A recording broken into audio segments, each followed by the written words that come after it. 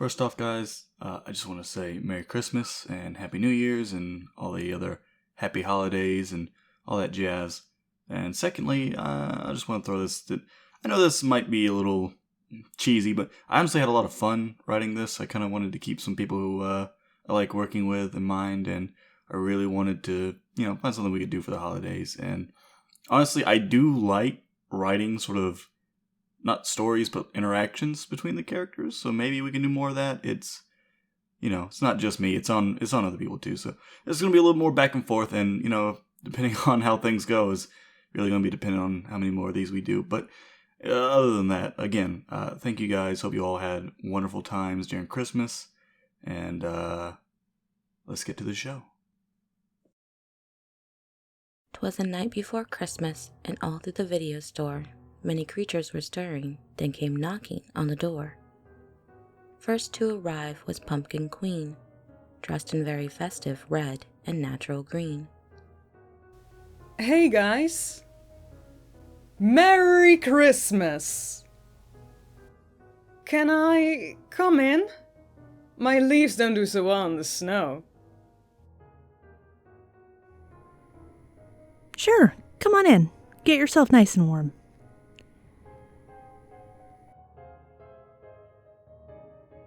Thanks for coming. I know it was a little last minute, but I wanted to put together a little something for my friends on Christmas. Next up was MadChatter, who brought along a full platter. Hey guys, brought along something warm for us to fight off this frigid weather. It's really cold out there. I'll take that. Yeah, man, it's really picking up out there. Hey, come on in, my boy. Let's get this party started. Shortly after came the spirit, Lucy K., who celebrates the holidays even after she passed away. Hey, Lucy. You must be freezing to death out there. Ha ha. So funny I forgot to laugh. First off, dude, I'm already dead, so it's always cold around me. And second, I am nice and bundled for the season. Wait, if you can't fill the air, then why change into heavier clothing? I may be dead, but my fashion sense is very much alive. Now let's party. The ghost of Christmas parties past is here. Ah! I hate when you phase through me. It's weird. The party went on for almost an hour until the storm knocked out the power. Damn, what happened? The storm must have knocked the power out. Guys, huddle around the pumpkin. Hey!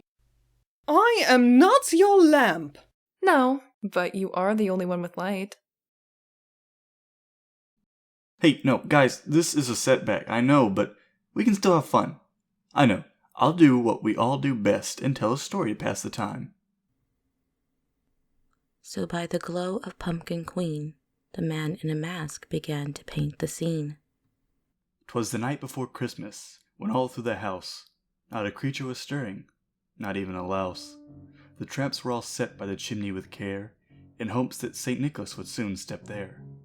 The children were nestled all snug in their beds, while nightmares of body parts danced in their heads. And Mama with her hatchet, and I with my axe, had just settled down for a little nightcap. When out on the lawn, there arose such a clatter. I sprang from my chair to see what made the splatter. Away to the window I flew like a flash, tore open the shutters and ripped through the sash. The moon on the breast of the blood-stained snow gave a hideous glow to the objects below. When what do my wondering eyes should appear, the watchman was dead, with a knife in his ear. There on the lawn knelt a man rather thick. The blood on his coat told me he was St. Nick. More rapid than vultures he sprang to his feet. This zombified Santa was hungry for meat. Where are the children? I want them now. Bring them down to me, you ugly fat cow. On time and impatient, I've come to your home. I hunger for brains, and I'm not alone. As dry leaves that before the wild hurricane fly, a legion of demons flew down from the sky, and up on the housetop this evil took roost, with red beady eyes and long pointy tooth. and then, in a heartbeat, I heard on the roof the digging and pawing of each demon hoof. As I drew in my hand and was turning around, down the chimney St. Nicholas came down with a growl. He was dressed all with the hair of the dead he had skinned, and his clothes were bloodstained from both women and men. With a bundle of cutlery hung on his back, he grabbed for a knife and began his attack. His eyes, they stared through me, his smile, freaking scary. His nose was all wrinkled like an old rotten cherry. His droll little mouth was drawn up like a bow. He slashed at my leg, and I fell to the floor. The stump of my limb held tight in his teeth, and the blood seeped from it to the white tile beneath. He had a cruel face, and some blood in his beard. His expression was empty. For my life I now feared. He was ugly and evil, a sick little elf, and I knew things must change, for my kids and myself. With my leg now missing, my wife surely dead, I pushed from the floor and kicked Nick in the head.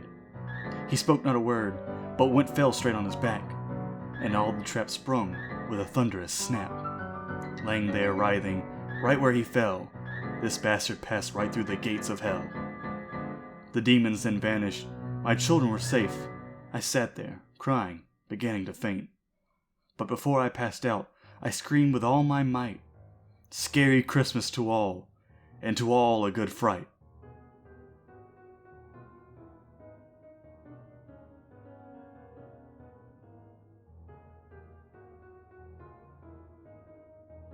Yeah, poetry and comedy can be best friends. Sorta. Well, I'm still not happy being used as a public torch here. Okay, not bad, but I have one from many Christmases ago. It's about an old bike that I got for Christmas one time. Okay, December 25th, 2009, 12:50 a.m. It was Christmas Day. Well, technically it was. I stood there staring at my brand new possession. It was a replacement for my old one that got stolen and destroyed. I wanted to ride it right now, but it was freezing cold outside. I didn't care though. I put on my thick coat and walked my new bicycle outside.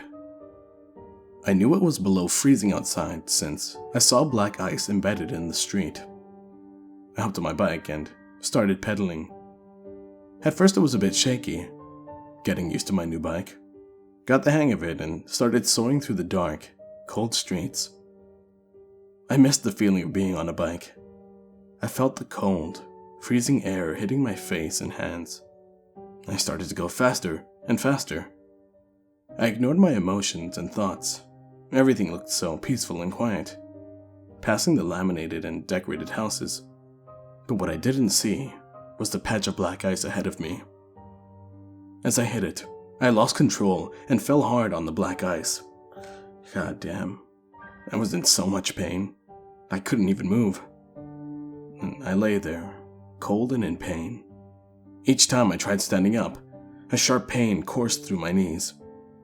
I started walking towards my bike, got a hold of the handles, but then I heard footsteps.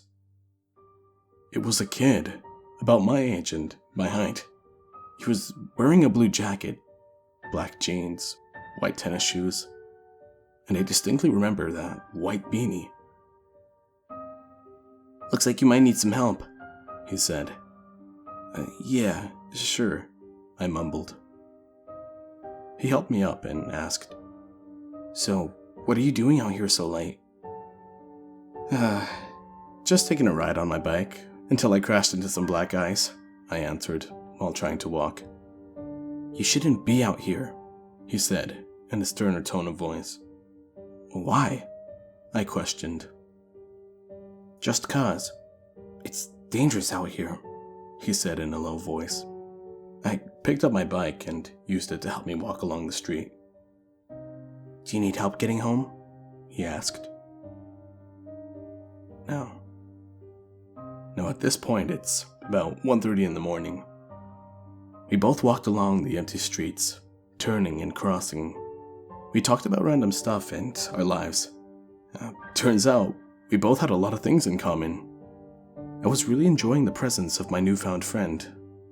Eventually, we got to my house and I said to him, Thanks for helping me, man. I really appreciate it.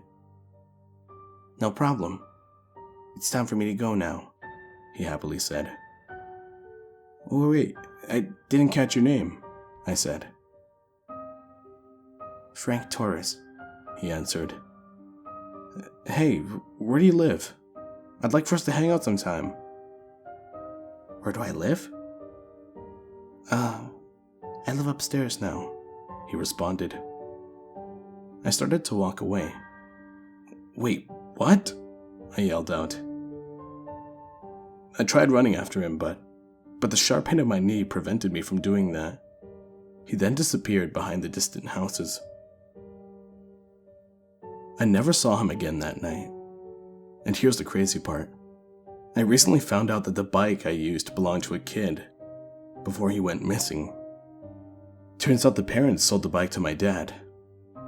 Sometimes, on a cold winter night, I could see him in the distance and hear the words, "Thank you."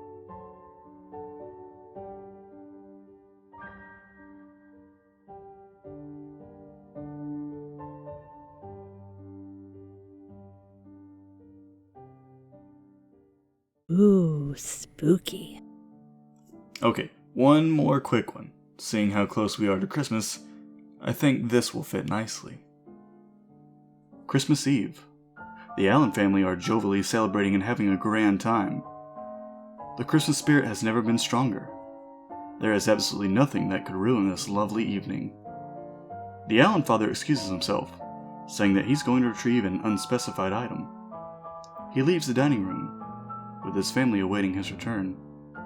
Unbeknownst to the children, the father would appear again, but wearing a Santa's costume, acting as a gift bringer for the family, bringing joy into their lives. Time passed, but Santa never came. With the unusual absence of the father, the evening soured. The children loudly wailed. Grandma wept, and the mother's worries grew worse. What seemed to be the greatest Christmas Eve of all turned out to be the most horrible of them all. A night to remember. The Allen family moved on with their lives, but never getting over the frustrating disappearance of their dear father. Years passed by, the children grew up, Grandma and Grandpa died, the mother remarried, and lastly, the house where the haunting Christmas Eve had taken place was sold. It didn't take long for another tragedy to befall the house. An unknown source caused the house to catch on fire. The house burned thoroughly, and nothing was left of it. The little of which that did remain of the house was the chimney that had toppled during the fire. Authorities investigated and discovered the answer to the mystery of that tragic Christmas Eve so many years ago. The skeleton of Santa Claus.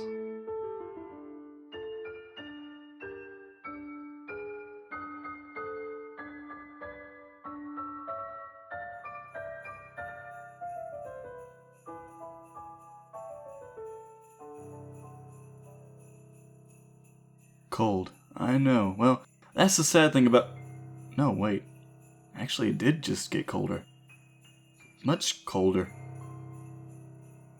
Now that you mention it, yeah, it is cold. I thought you couldn't feel the cold. Same here, which is why this is so weird. As the group stood around and pondered the strange and chilly drop, a bright light began to fill the dark video shop.